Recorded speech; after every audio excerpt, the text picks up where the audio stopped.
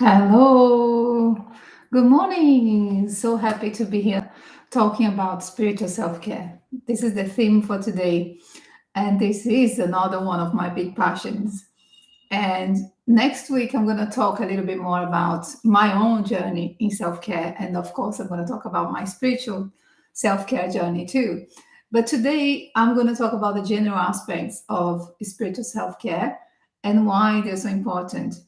And it'd be great if people are there to say hello and just say, I'm here. And if you have any questions during the lesson, please just send it there. I'll be very, very happy to answer as we go along. You don't need to wait. And first of all, I feel that it's good to take a few moments to just arrive. And as we're talking about spiritual self care, good morning. I can see people arriving. Thank you. I feel that good morning or good afternoon, wherever you are in the world, because people can watch this, which is incredible, right? A connection across the world, across everywhere in the planet. So if it's late tonight or if it's afternoon for you, happy afternoon, good evening, whatever. But I would like to just take a moment, wherever you are and whenever you watch this lesson, to take a few moments to arrive in your body. And I'm going to do it here, and you can follow me. And if it's not a convenient time because you're busy or you're driving or something like that, you can do it later. But this is just a grounding exercise, a grounding practice that only takes a few moments, but you can do this as a way to connect with yourself and connect with life. So I would like to invite you to, as I said, if it's a good time to just maybe close your eyes and you can take one deep breath in whatever shape that breath is. No changing, no need to do anything about your breath, but just increasing the length of your breath slightly. Another one. And the third one.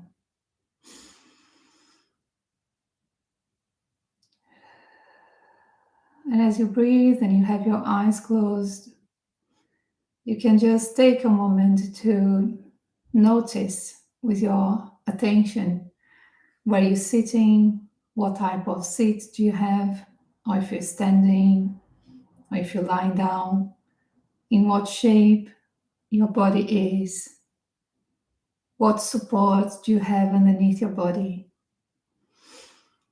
And just notice how, as you pay attention to this, you can slightly relax a bit further, feeling the heavy weight of your body onto this surface that is given by our Mother Earth, by our material sense, our touch, that is the sense that connects us with the material world, with the Mother Earth.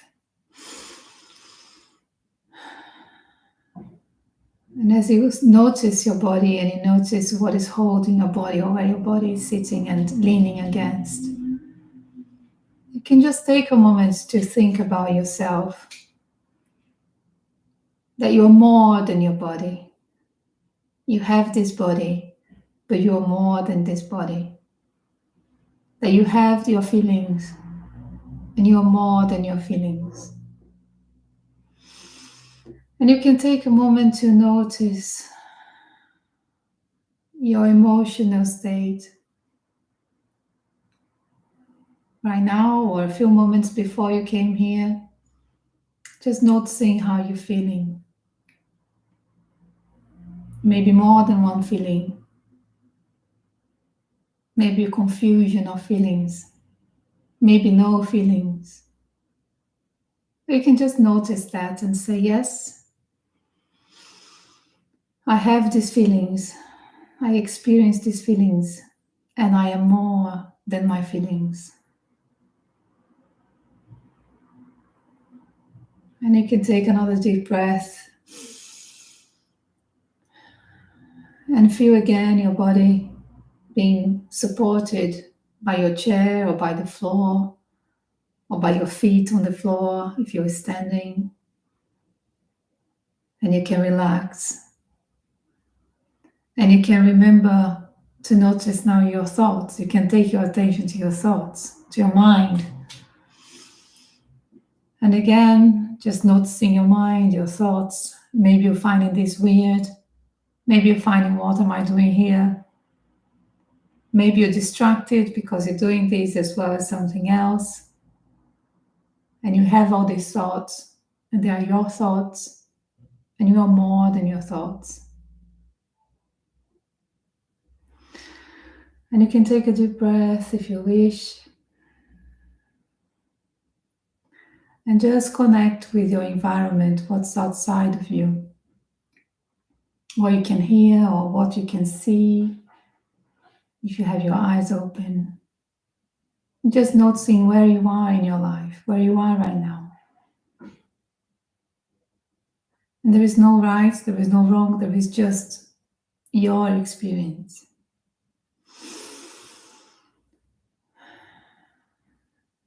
And you can take a moment to remember that you're more than this moment. That whatever brought you here, whatever forces or,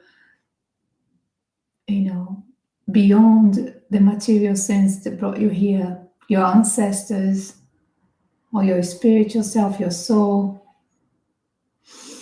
there is something more than what we can see and what we can perceive. It could be all the generations before us, every little cell, every little creature that came before us, so you could be here right now. But also, if you believe that there is something beyond the earth, you can remember to yourself, remind yourself that that's also part of you.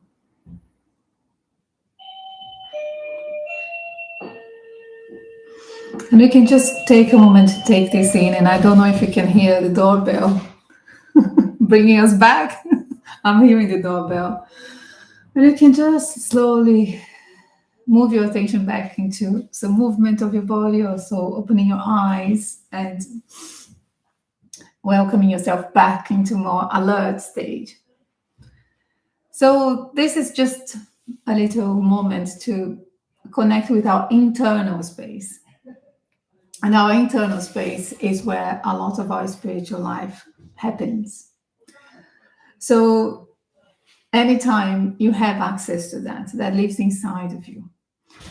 But going back to the topics of today, I hope that we can clarify that spirituality and religion they are two different things. Religion is part of spirituality, but not necessarily.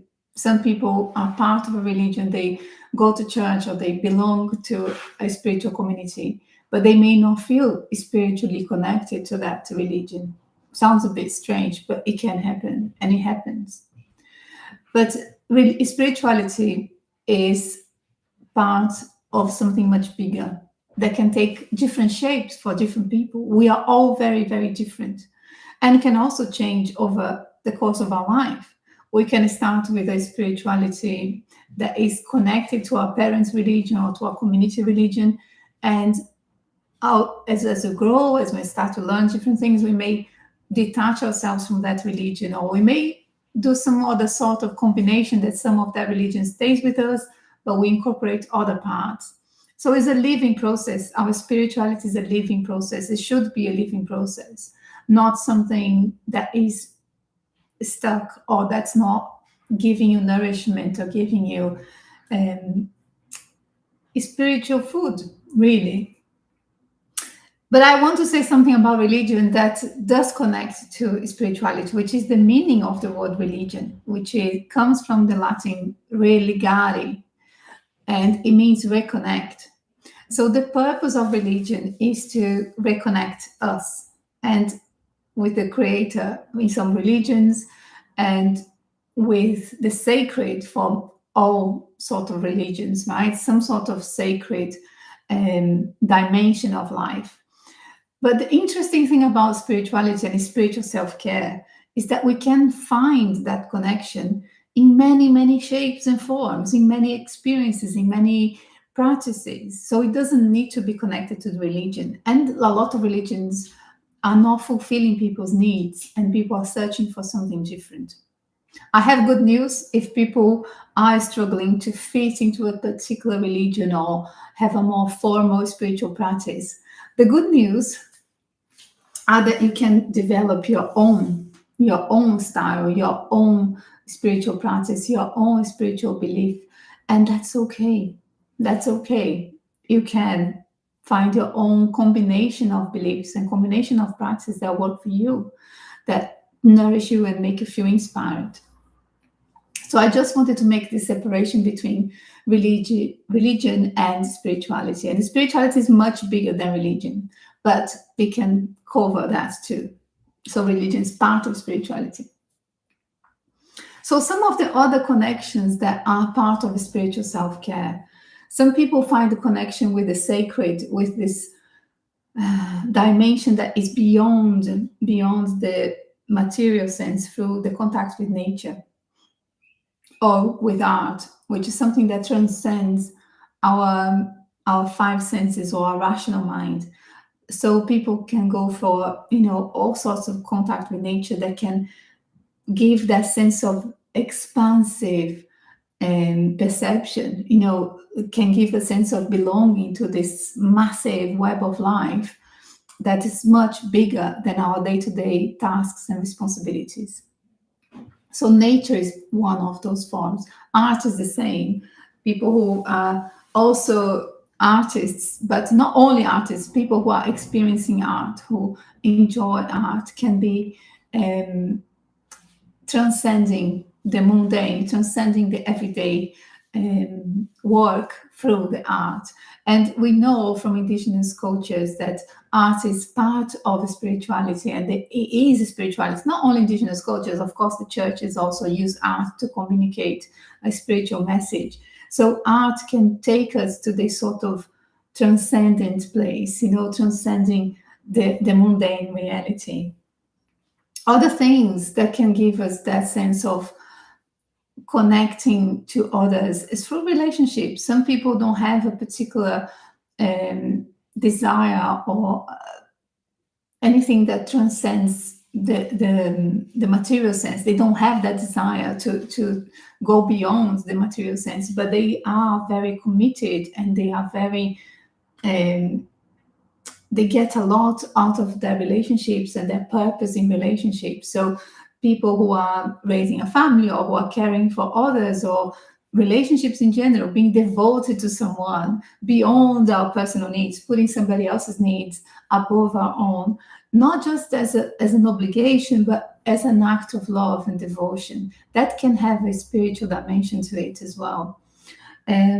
Some people have a vocation and have a calling to do certain types of work, or to do charity work, or to do charity fundraising that goes beyond their need, right? It goes beyond our needs. If we decide to do something for other people, that it takes us out of our immediate need to fulfill our physical needs, our emotional needs, our relationship needs. Doing something for others, being altruistic, can give this element of spiritual care to ourselves. And it's all to do with purpose. This is a very key element of the spiritual self-care, finding a purpose in life. And that purpose can change, and something that gave you purpose years ago may not be the same right now. That's why I said it should be a living process. But we can get stuck at times, and I'll tell more about my own story, how I got stuck at some points, especially with my spiritual life. And so it's not like it will naturally happen to be a living process. We sometimes have to give it some time and some attention to bring that to life again. But having a purpose is a key element of spiritual self-care. Some other elements are a sense of belonging.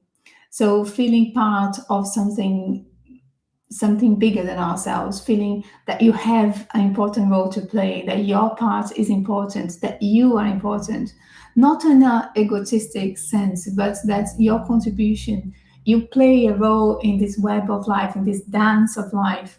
Your role is important. Without you, things would be different. And your role is really important as a unique individual. So all the things that I said earlier in terms of participating in a religion or engaging with art or nature, having relationships that are very nourishing and they have a purpose, all these bring the sense of belonging and is something magical, something that is joyful. These are elements of spiritual self care that are very specific to, I feel, spiritual experiences. Of course, we can be joyful with other people. Of course, we can be joyful even in our body self care or our mind self-care to find some sort of enlightenment in our ideas, and our emotional self-care, having a release from some emotional pain. All these experiences can be joyful, but I feel there is something specific, and some psychologists call peak experiences, which are experiences that transcend our perception and transform us through that transcending of our experience, right? So going um, beyond the ordinary status of mind. That's kind of belongs specifically to spiritual experiences. So it's very important to know about it, because if we don't know about it, it can go missing. We can say, oh, I just had a great time. But actually, some experiences can be really transformative if we are paying attention to them. But more than that, much more than just, I'm just describing what spiritual self care is and some of the qualities of our spiritual life. It has been proven, it has been studied that we don't even need studies, right, to prove that, if you're having a sense of connection and a sense of belonging and a sense of purpose, and you're feeling joyful and you're transcending the day to day grind, you will feel good, right? And feeling good has a connection with our longevity, our health, and yeah, living longer and living in better health. So spiritual self-care comes in as one element to care for ourselves, for our quality of life. And part of that is that we find meaning. When we work with our spirituality, or when we have a connection with other people who have the same beliefs or can understand our deep questions of life or can work through some crisis together, we find meaning. We don't feel alone. We don't feel isolated or alienated. And I feel that lately, especially, I don't know, maybe especially after the pandemic, it was already happening. We are becoming so much more um, focused, or our life is becoming so much more dominated by technology.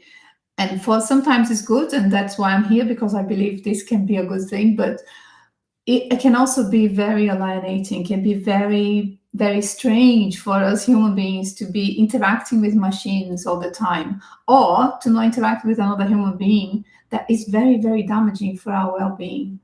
So spiritual connections and spiritual practices or spiritual communities that make sense to you can bring that meaning, can bring space to work through your meaning. What's going on in your life?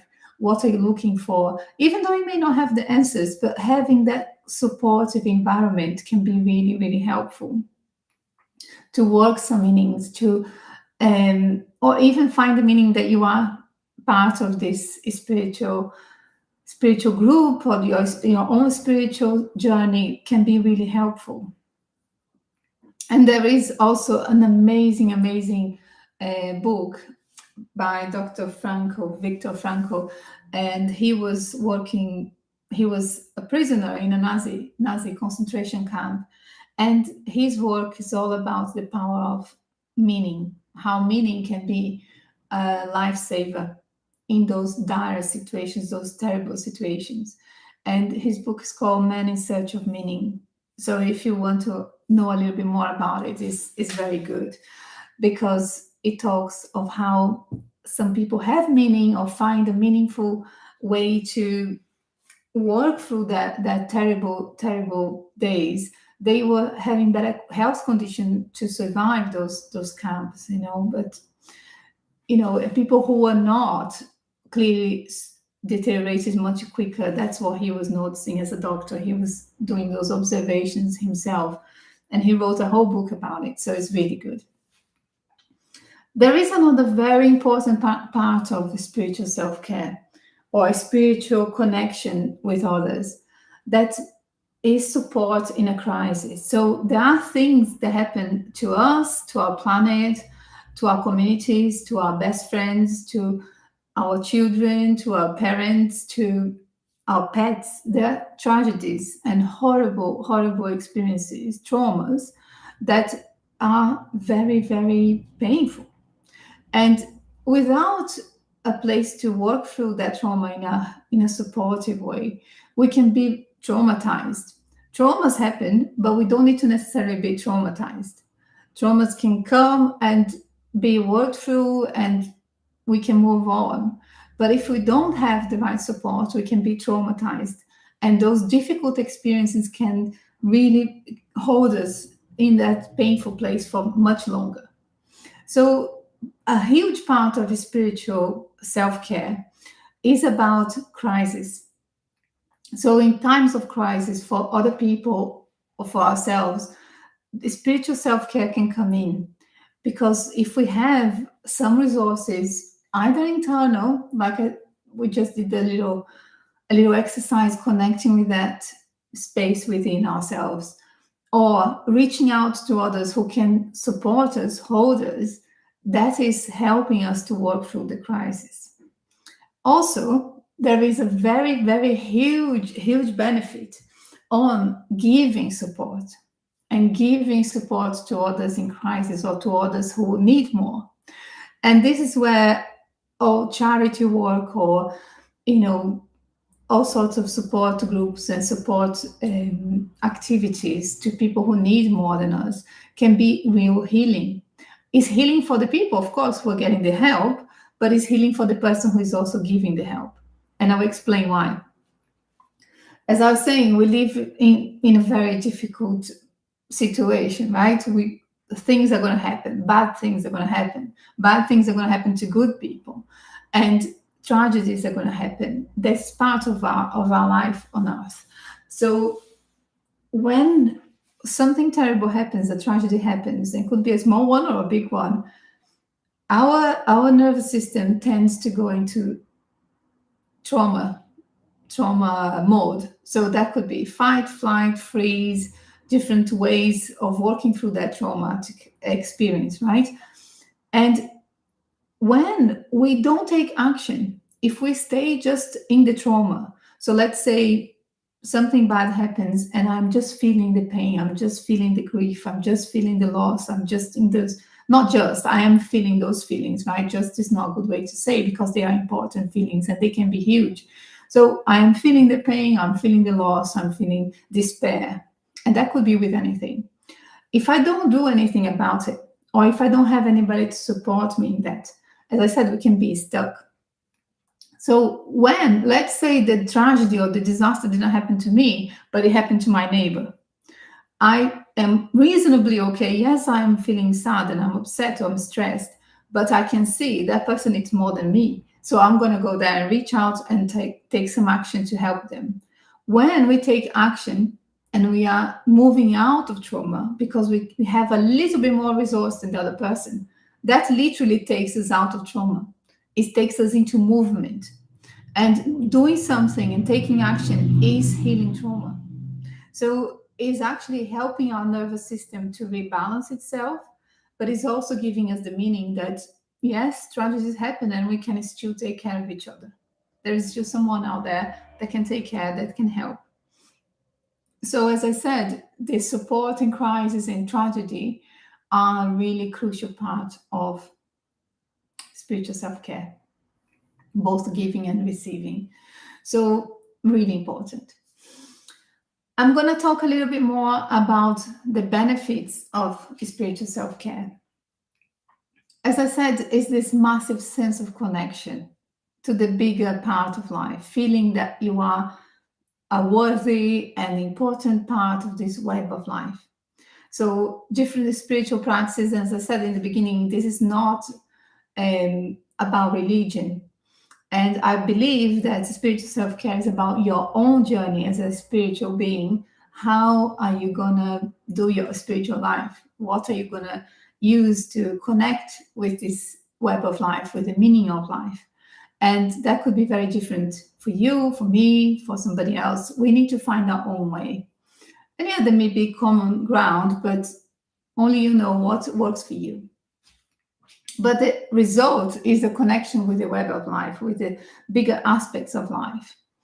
And part of developing this connection with the web of life is creating this inner space or experiencing this inner space where we can experience the non-duality. So things don't need to be good or bad. We can be both. We can experience both. We can experience pain and we can experience joy. And one thing is not better than the other. We can transcend this good, bad type of mentality that a lot of time is ruling our life. Spiritual practices and the spiritual journey, as I said, that can take all these different forms, can give us clarity. So if you take a long walk by some sort of forest or by the seafront, or you take your own time sitting next to a tree and meditating or just reflecting, just resting there, it can shift some of your confusion and mental confusion. This is a fact. This is also being studied, that contact with nature is beneficial for our nervous system. We are still learning about why and how does that happen, but it does happen. So you can get mental clarity. You can also experience this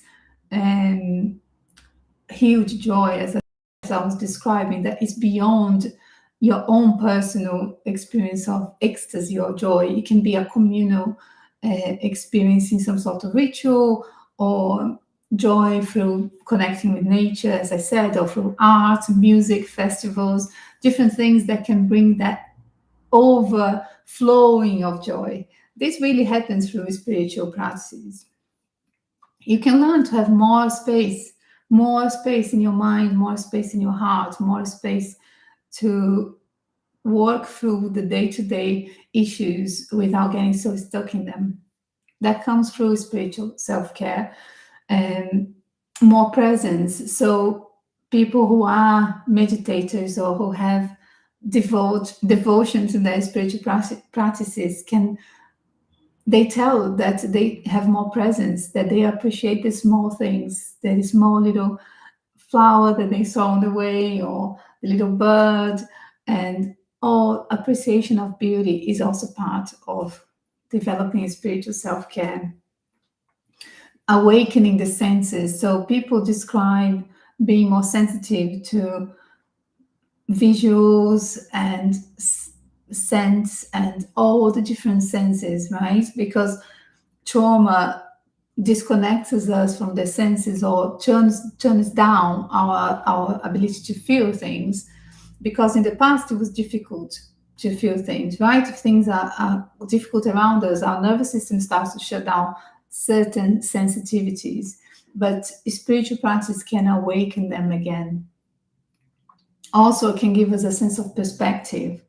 Instead of being so immersed in the immediate needs or the immediate things we're doing, we can take a step back or a step above and look at the bigger picture of where you are in your life, where you're going, and where do you want to be. So this sort of perspective is part of a spiritual life. Spiritual self-care has another very important role, and spiritual practices are very good at this in general. It's helping us to navigate the life cycles, navigate the growth and the losses and the new life that comes, or the new chapters in our lives.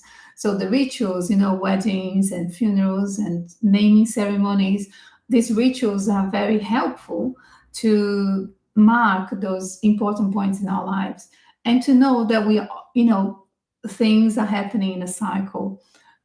There is birth, there is death, there is renewal. So all those cycles are part of life, and accepting them and being prepared for them is something that spiritual life can really be playing a crucial role. I think we need to do more of this, right? Our society is not doing this very well. So I feel more spiritual self-care is needed. And also, a side effect of all this, a side effect of the spiritual journey or the spiritual quest, a positive side effect is that we can learn to love and to know ourselves better. So you can learn about your own your own spiritual life, but also you can learn what makes sense to you now, what makes sense to you as a child, and what do you want to develop, how do you want to, what beliefs do you want to have, what sort of direction you want to take your spiritual life. This deeper knowledge and deeper love for yourself and for others is something that can really come as a side effect of a spiritual self-care. So I highly recommend spiritual self-care, and it'll be really good to know of people if you have a spiritual practice, if you have where are you on your journey? Where are you on your spiritual self-care? Is it something that you do? Is it something that you're curious about? Is something that is quite neglected at the moment and you want to do more? It'll be really, really lovely to know. And also it'd be lovely to know, how did you find the exercise in the beginning? Because I didn't say much what I was going to do. And I feel that spiritual self care requires that leap of faith of that I will take myself into something slightly unknown, slightly out of my comfort zone, but that can really be something very nourishing and something very that can enrich our quality of life. So it's not something to not take seriously. And it can help us to navigate the crises that come up. So, yeah, I feel this is a very important part of self care, and it'd be lovely to hear more. Okay, you'd like to do more? That's great. So, definitely, I'll come back to this and do some more practices together. So, this is all I had for today, booked on my diary to talk about. But I'm sure the conversations are going to continue later on Instagram, and even here in the comments would be really good to hear. And if there is anything else you want to know or you want to um, explore with some support, I'll be here to do that. And next week, I'm going to talk about my own self-care journey and all the different areas.